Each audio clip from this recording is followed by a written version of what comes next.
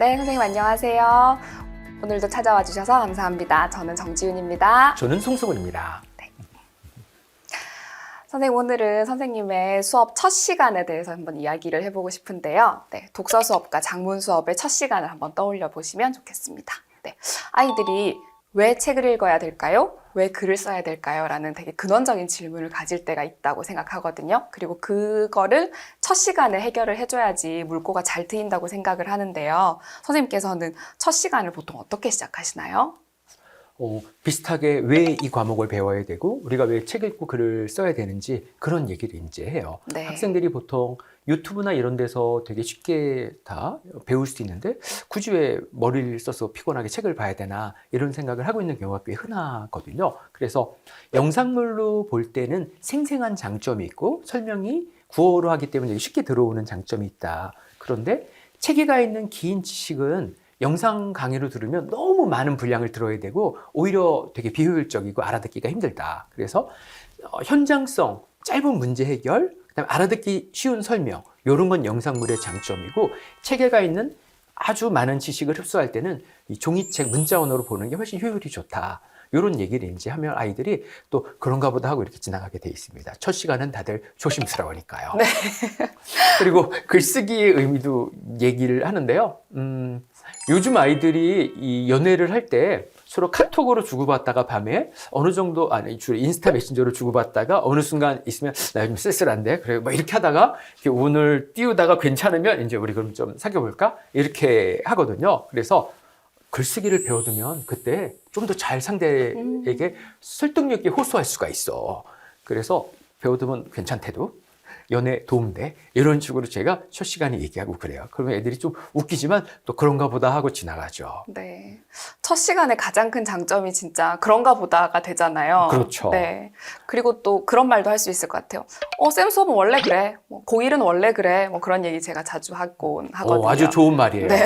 저는 수업 시간에 책을 사게 하고 또 독서와 작문 과목이니까 책을 사게 하고 글도 쓰게 하는데 선생님 왜 이래야 돼요? 고등학교 2학년은 원래 책 사서 읽는 건데 그리고 글도 쓰고 이렇게 얘기를 하면 애들이 또 그런가 보다 하는 게 있어요. 맞아요. 아이들이 네. 의외로 그런가 보다가 참 잘 되더라고요. 맞아요. 네. 네.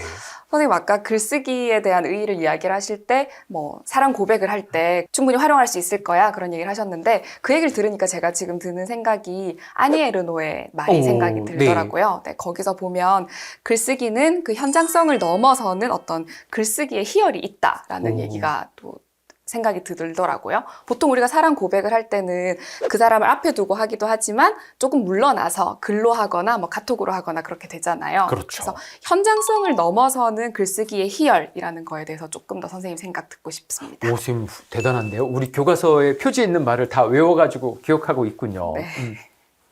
그 현장에 있지만 현장이 사실 다 인식이 되지 않고 마주하고 있지만 상대의 마음이 다 사실 전달되지 않거든요. 근데 글로 써서 하면 이 표현하고 싶은 것을 되게 함축적으로 잘 쓰면 되게 설득력 있게 만들 수 있어요. 내 마음이 바로 이 문장이지. 그랬을 때 상대가 당신의 마음이 이거였군요 라고 인식이 되기 때문에 글쓰기의 의미가 되게 있는 거죠. 그래서 가끔 우리가 글을 쓰고 할 때 안타까울 때가 있어요. 네. 쓰고 나서 이게 내 마음이 아닌데 이게 내가 쓰려는 내용이 아닌데 그걸 자꾸 이제 안타까워하게 되는데 네. 글솜씨가 좋아진다는 건 자기의 생각, 자기의 지식, 자기의 감정을 온전하게 표현할 수 있고 상대에게 온전하게 전달할 수 있는 거기 때문에 그래서 글쓰기 능력이 있으면은 사는 게 조금 덜 답답하죠.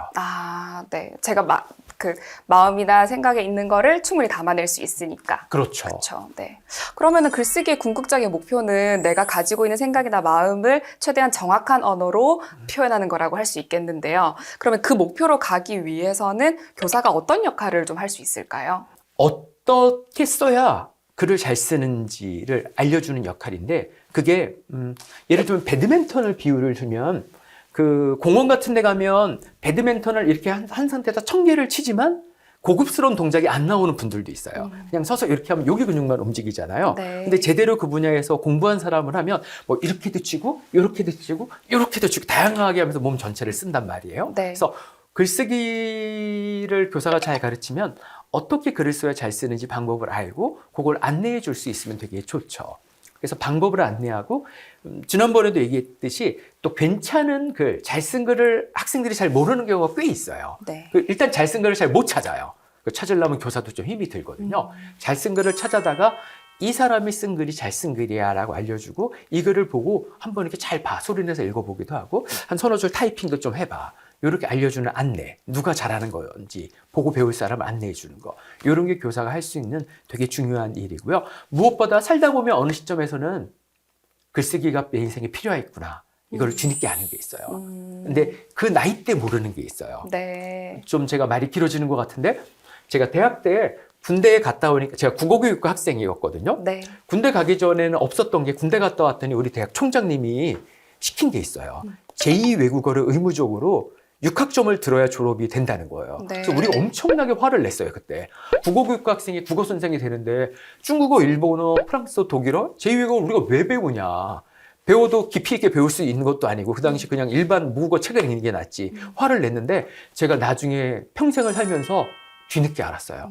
우리 총장님이 옳았다. 나중에 중국 여행을 갈 때 그때 어설프게 6학점 들은 건데도 언어가 낯설지 않아요. 네. 그리고 어떤 걸 보는데 희한하게 그게 읽혀요 또. 네. 그래서 이게 우리 총장님이 이걸 알고 있었구나. 근데 대학생인 저는 20대 때 전혀 그걸 이해하지 못했어. 우리 다 욕했어요, 우리 선생님. 그런데 우리가 고등학교, 중학교 교사지만 비슷한 게 있어요. 내가 글쓰기가 필요하다는 걸 알지만 학생은 뭐 글을 내가 왜 써? 이런 게 있는데 인생 전체에서 어떤 공부를 이때 해야 더 필요한지 이거를 교사가 알려줄 수가 있어요. 네. 선생님 말씀 들으니까 네. 선생님 그러면은 그때 중국어 하셨었어요? 저 중국어 했죠. 얼마나 웃겼는데요. 복학생이 서로 네. 우리 앉아가지고 잔디밭에 니지아오 셔머밍즈 뭐지아오 이렇게 해서 우리 가면서 무슨 유치원생이 된 것 같고 너무 웃겼는데 근데 그것만 아니었죠. 우리 중국어 선생님이 그때 이우견 선생이라는 분이셨는데 젊은 강사셨는데 자기가 중국에서 유학했을 때 경험이나 중국 사람의 풍경 여러 얘기를 해주셨거든요. 그거 전체가 평생을 사는데 되게 지적 자극이 되는 그런 거였어요. 네. 정말 그때는 모르셨을 텐데 그러면 몇십 년에 걸쳐서 그게 옳았다는 것을 선생님 삶으로 또 계속 체득을 하시는 거잖아요. 그렇죠? 그렇죠. 네. 저도 비슷한 말을 한번 들은 적이 있는데 대학교 때 저희 전공 교수님께서 외국어를 하나 하게 되면 세계를 하나 더 갖게 된다라는 말씀을 하셨어요. 네. 네. 저도 그래서 일본어를 공부를 하면서 그 이야기가 뭔지 너무 절실하게 또 깨닫게 됐거든요. 좀 일본어를 했군요. 네, 아주 조금이지만. 네. 네. 그리고 선생님 하나 더 질문을 하자면 그 자연과학 계열의 보통 진로를 가려고 하는 학생들이 저한테 많이 하는 질문 중에 하나가 선생님 진로에 관한 책만 읽으면 되잖아요. 혹은 저는 글쓰기가 필요 없는 직업일 텐데요. 라는 얘기를 또 하곤 하거든요. 네, 그것과 관련해서 또 교사가 해줄 수 있는 조언이 있을까요? 그럼 저도 많이 듣는 말입니다. 학생들이 네. 전 이과 화학연구원 될 건데 쓰면 글쓰기 전 필요 없고 그냥 책만 읽으면 될 것 같은데요? 이런 얘기를 이제 흔히 합니다. 네. 그럼 제가 얘기를 해주죠. 야, 너 그게 꼼으로 과학연구가 되는 줄 알아? 요즘 연구가 얼마나 장비와 돈이 많이 필요한데 연구실 연구팀 돌아가려면 큰 돈, 연구비를 받아야 되고 연구비 그러면 돈 주는 사람이 그냥 주겠어? 계획서를 잘 써야지 연구 제안서를. 쓰려면 야, 글빨, 글솜씨 이거 무시 못하지. 그래서 네가 과학자로 성공하려면 연구비를 잘 받아야 되고 그러려면 이거 글 잘 써둬야 돼. 그래서 글쓰기 너 나중에 연구원 돼봐. 평생 이 글쓰기 글 쓰고 산다 네가. 이런 얘기를 이제 제가 하죠. 네.